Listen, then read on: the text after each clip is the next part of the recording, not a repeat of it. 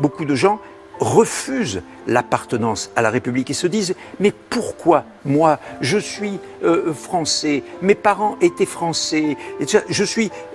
et je me retrouve assigné à une origine je me retrouve différente. assigné, par exemple, à une origine. » Rokhaya Diallo a partagé ce passage de Jacques Toubon sur Twitter, en affirmant qu'on le laisse tenir ses propos, parce que c'est un homme blanc, alors que lorsqu'elle dit la même chose en tant que femme noire, selon elle, ça ne passe pas. Juste pour rappel, depuis 10 ans, en plus de ses passages très fréquents sur France Inter, France Culture, RMC, France 5 ou encore France 24, Rokhaya Diallo a aussi travaillé des années pour RTL, Le Move, Canal+, la chaîne parlementaire, D8, C8 et enfin LCI. Une exposition plutôt impressionnante, dans un pays qui produirait du racisme d'État.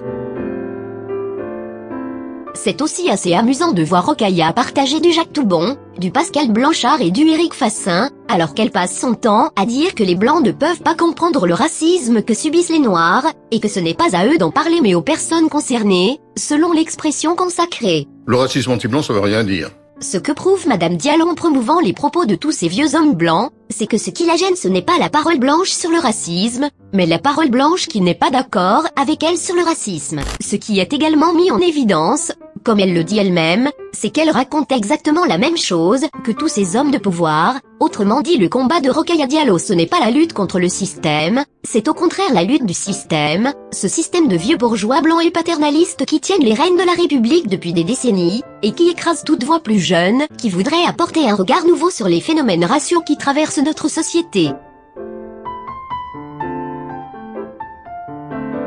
La thèse du privilège blanc ne tient pas une seconde, car il est bien plus difficile pour un homme blanc de tenir des positions contre l'immigration et contre l'islam, que pour une femme noire de tenir des positions contre les blancs et pour l'islam.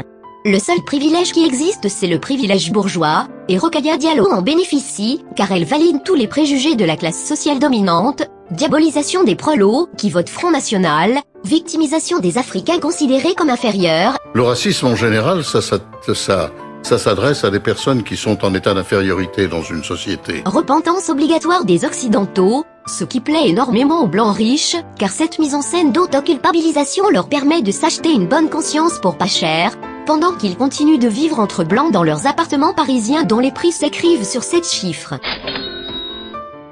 Rokhaya Diallo est tout sauf subversive, son discours c'est le discours officiel, qu'on entend dans toutes les sphères du pouvoir français et depuis un moment, dans les universités comme à l'Assemblée nationale, dans les écoles de journalisme et de sciences politiques, c'est celui partagé par tout ce que ce pays compte d'avocats, de ministres, de sociologues subventionnés, de personnes influentes, bref c'est l'idéologie de cette caste gérontologique qui n'en finit plus de ne pas mourir. Les inégalités, ça tient à, c'est pas moi qui parle, c'est les sociologues, hein, ça tient à des situations qui sont les situations, alors Bourdieu l'a dit, mais tout le monde le dit aujourd'hui, c'est des situations de domination. Rokhaya Diallo et le vieux monde blanc bourgeois, c'est la même chose, alors il serait vraiment temps de donner la parole aux concernés, aux vrais concernés, c'est-à-dire aux indigènes, les vrais indigènes, qui subissent les effets de la tiers-mondisation quotidiennement depuis beaucoup trop longtemps et qui, je l'espère, finiront un jour par perdre patience.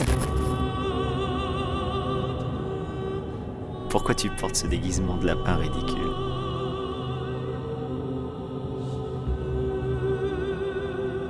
Pourquoi portes-tu ce déguisement d'homme ridicule ?